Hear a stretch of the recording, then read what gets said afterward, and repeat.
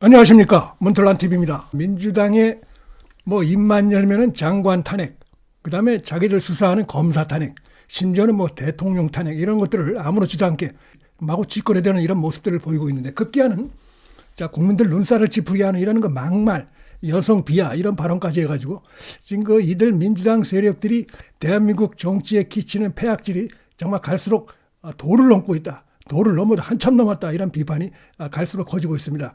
이 최강욱이 최근에 배지가 떨어졌죠. 자신의 이 철험의 멤버들, 강경파 멤버 일부와 출판 기념회 이렇게 갖는 상황에서 암컷이 설친다.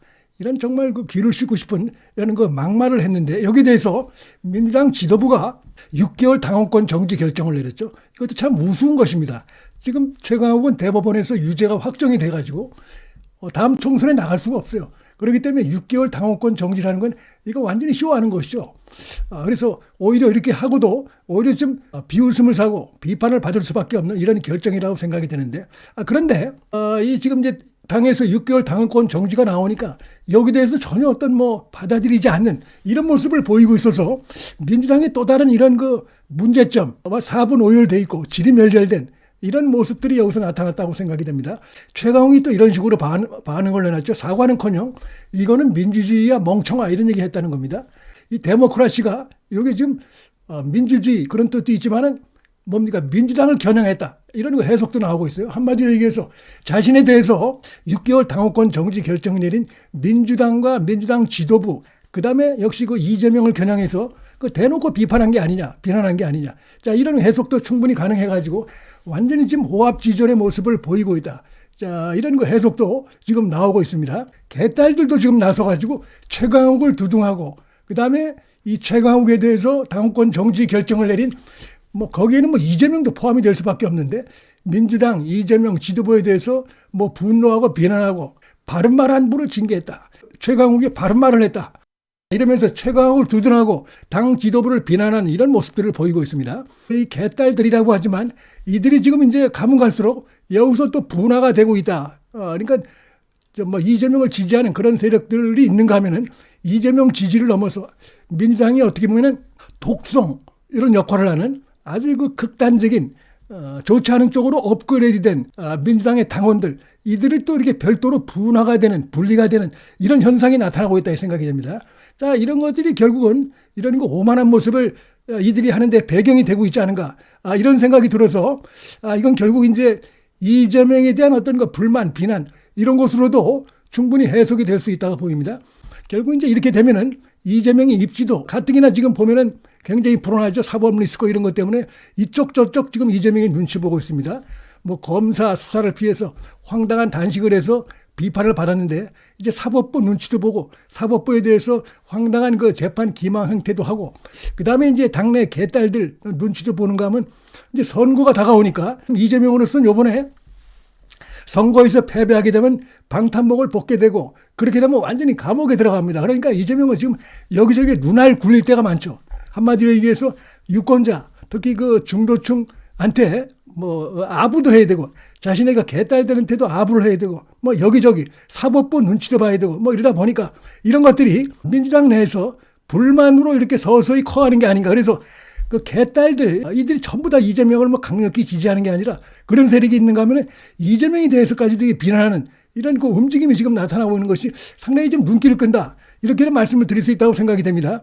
자, 그런가 하면 이번 사태에 대해서 민주당의 일부 여성 정치인들, 여기 남영이라고 민주연구원 여성 부원장이라고 하는데, 이 여성도 보면 친명 이쪽에 속하는 그런 인물로 이렇게 좀 평가가 일반적으로 되는데, 여기도 보니까 이 설치는 암컷 발언이 뭐가 문제냐라고 하면서 역시 최강욱을 두둔하는 이런 행태를 보이고 있어요.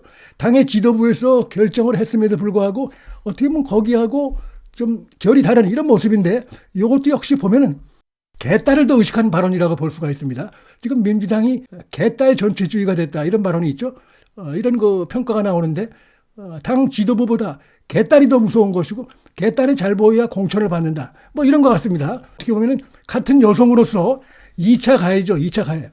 그러니까 자기들 진영에 속한 그런 인물에 대해서는 한없이 감싸고, 이런 게 이제 과거에 박원순, 오거돈, 안희정 그 여성 성추행 성폭행이 일어났을 때 민주당의 여성 의원들이 침묵했던 그거하고 똑같다고 봅니다. 그러나 이제 진영이 다른 반대편 진영에 대해서는 마구 가짜 뉴스로 해서 공격하고 음해하고 그다음에 인신 공격성 발언을 하고 거기에 동조하는 것이죠. 뭐 공범이나 다름없고 2차 가해입니다. 이런 걸 마구잡이로 하고 이런 모습들 그렇게 해야 자신의 지지자들 특히 개딸들에게 잘 보일 수 있고 그렇게 해야 자기가 공천을 받는 데 유리하다. 이런 모습을 좀 보이는 것이라고 생각이 되는데 이건 뭐 지도부 따로 놀고 개딸 따로 놀고 그다음에 민주당의 현재 그 의원들 전현직 의원들 따로 노는 이런 그 지리멸렬한 양상이 지금 나타나고 있어요. 뭐 이런 가운데서 이재명이 뭐 얘기를 하지만 전혀 먹혀 들어가지가 않죠. 이재명 자체가 그 사법부로 출퇴근하는 이런 상황이다 보니까 그가 워낙 이 막말하면 또 이재명 아닙니까? 자, 이재명이가 이런 말을 할 자격이 있습니까? 국민 성기는 낮은 자세로 책임을 다한다. 이런 자가 무슨 황당한 단식을 하면서 검찰 하나의 그 기관인 검찰 수사를 방해하고 재판을 갖다 기망하고 이런 자세를 합니까? 자신이 국민 위에 존재하는 듯한 이런 행태를 보입니까? 이게 말이 안 되는 것이고 정부가 내놓은 예산을 갖다가 깡그리 무시하는 이런 행태.